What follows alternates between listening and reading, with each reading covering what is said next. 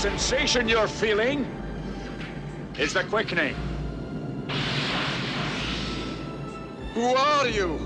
We are the same, MacLeod. We are brothers! Highlander made $12.8 million at the box office. The budget was $16. By any measure, that's a bomb. And yet here we are almost 40 years later, and this movie has 4 sequels and a television series that ran for 6 seasons.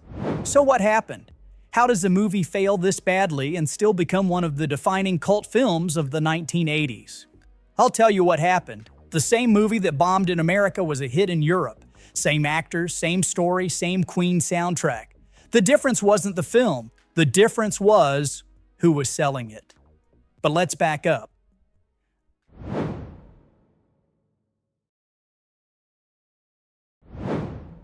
The script came from Gregory Wyden, a 26-year-old University of California film student who wrote it as a class project. The idea had been stuck in his head since a hitchhiking trip through Europe years earlier. I was standing in the Tower of London amid the world's largest armory collection, and it suddenly struck me, what if I owned all this and had actually worn the armor in battle? That question became a screenplay about immortals who can only die by beheading, fighting each other across centuries until only one remains. His professor gave it an A and told him to find an agent. Wyden sold the script for $200,000. Not bad for homework.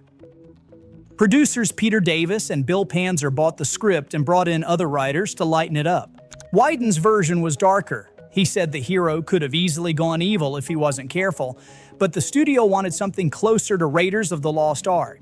Wyden wasn't happy with the changes, but he took a back-end deal. A few thousand up front, a percentage of profits later. At the time, it probably seemed like a bad trade. That deal eventually made him millions. For director, they hired Russell Mulcahy, a music video guy who had worked with Duran Duran, Elton John, and Billy Joel. His only feature was Razorback, a horror film about a giant killer pig, but the producers liked his visual style and thought he could bring something different.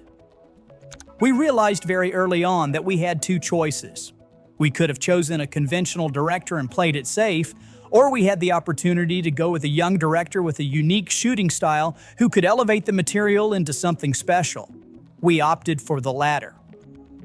The budget was tied at $16 million. Mulcahy called it guerrilla filmmaking, and he wasn't kidding. At one point, the producer had to run down a mountain in Scotland with pocket change to call the studio from a payphone. Connery was the biggest expense by far. His deal was $500,000 for 3 days, with another $500,000 for each day beyond that. When a camera malfunction damaged the negative and caused a 2-day delay, those 3 days turned into 5. Connery walked away with over $1 million. The financier, Michael Ryan, later said simply, "Sean was always known for his love of money.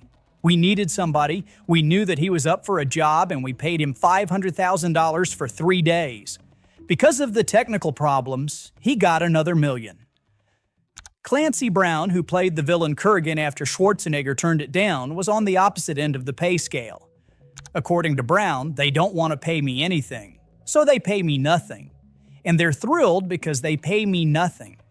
The relationship never recovered. When Highlander 2 came around, Brown wanted no part of it. They stretched the money where they could. Mulcahy's music video connections got them Queen, who agreed to contribute after watching a 20-minute reel of footage. They'd only expected 1 song, but Queen came back with 3. Freddie Mercury wrote Princes of the Universe, Brian May did Who Wants to Live Forever, and Roger Taylor gave them A Kind of Magic. That's a hell of a soundtrack for a favor. They finished the movie in 70 days of shooting across Scotland, London, and New York. Now they just had to sell it.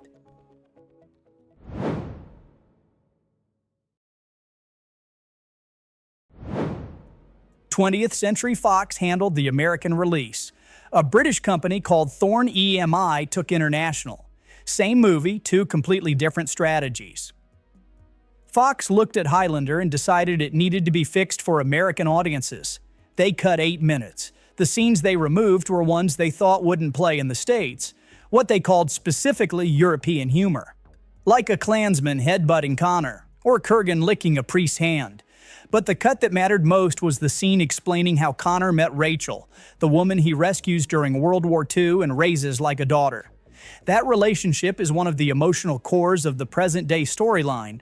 Without that scene, it makes no sense. Mulcahy was furious. He couldn't even understand the logic behind removing it. Then there was the marketing. In France, the premiere was an event.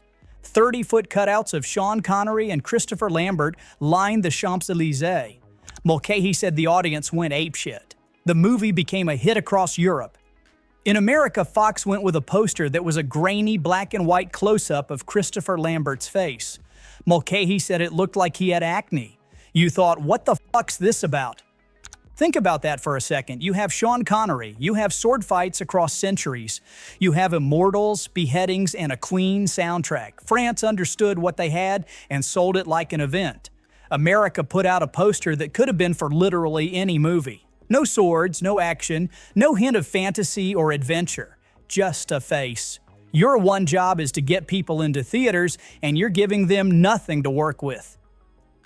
Highlander opened March 7th, 1986. Reviews were rough. Variety called the total work a mess. People magazine described it as a moody combination of Blade Runner, The Terminator, and your last really good nightmare. It died at the box office. $12.8 million worldwide. On paper, a failure in every sense.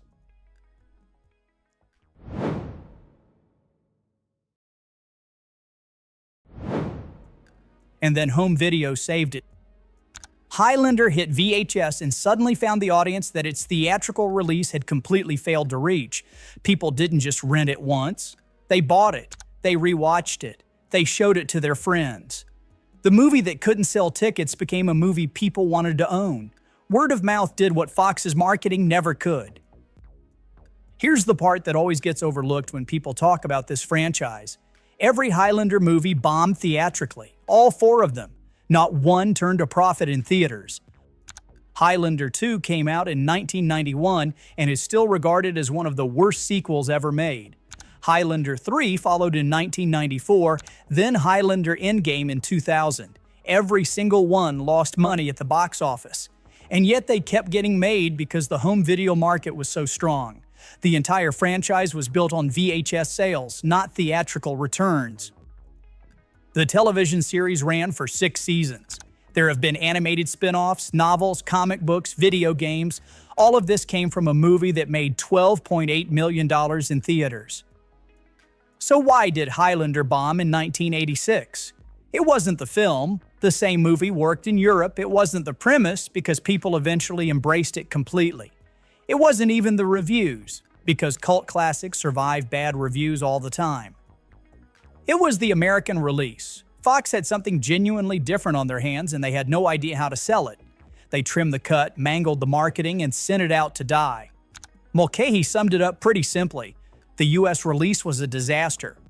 Producer Peter Davis had said before release, "It is very different from anything else in the marketplace. That is why it will succeed." He was half right. It was different. But different doesn't sell itself. You have to show people what they're looking at, and in America, nobody did.